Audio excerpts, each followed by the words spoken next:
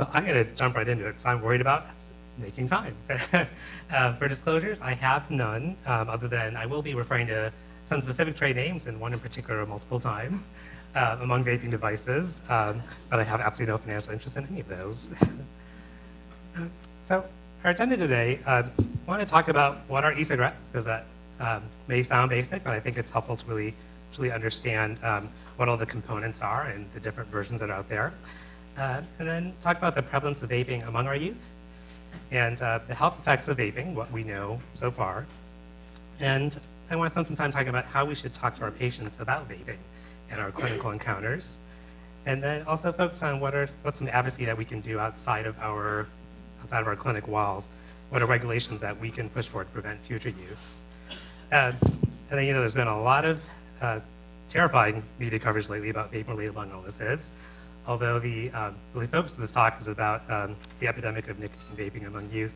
If time permits, I'll try to talk about that as well, because I imagine it's on many people's minds.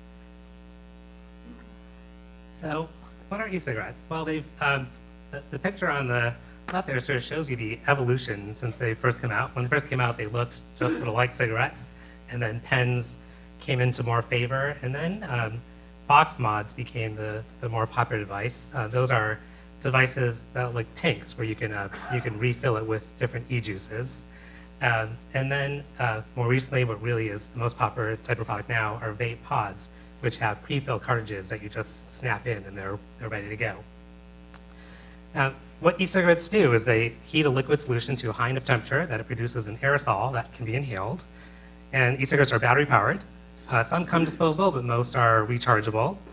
And there are many compounds used in e-liquids, and most of those have been approved by the FDA for oral consumption, but the FDA has not reviewed the majority of those components for inhalation, and so there's really not much research regarding the safety of these compounds when they're inhaled. So let's briefly talk about what some of those compounds are. We know that pretty much all of them have vegetable glycerin and propylene glycol, flavoring chemicals, and then, of course, liquid nicotine. While these haven't really been reviewed yet, there are some things that we already know. We know that propylene glycol does form carcinogens when it's heated to a high temperature. So it's reasonable to think that maybe it's not the safest thing to inhale. Diacetyl is the most common product used for flavoring e-juices. And diacetyl was linked to popcorn lung back in the 80s, or bronchiolitis obliterans as we know it. Diacetyl used to be what was used to make microwavable popcorn have the nice buttery flavor to it. And then it was realized that many of the people working in the factories that produced microwavable popcorn were getting bronchiolitis obliterans, and has since been banned for use in microwavable popcorn, but we're putting it in the e-juices that our youth are vaping now. And then other chemicals that are found, ultrafine particles, volatile organic chemicals, and then heavy metals like nickel and tin and lead, and formaldehyde are all things that are included in these e-juices. And then the liquid nicotine content varies significantly between different e-cig juices and e-cig products, but the newer pod-based ones tend to contain twice as much as the early e-cigs did.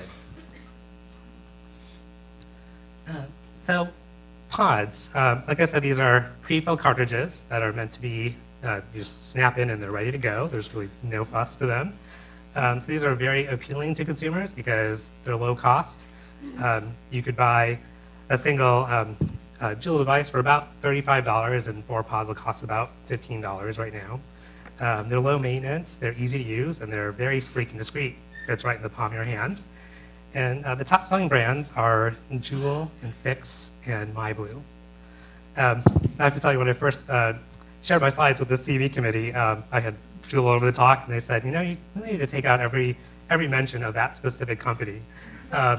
And I about fell out of my seat. So, I don't think it'd be worth giving the talk if I couldn't mention Juul. And I want to share with you all why. So Juul entered the market in around 2017, late 2016 or late 2017. And you can see just from July 2017 to December 2018, it went from being just an early entry into the market to being over 3/4 of the market share. And this isn't for pod systems, this is for all e-cig products.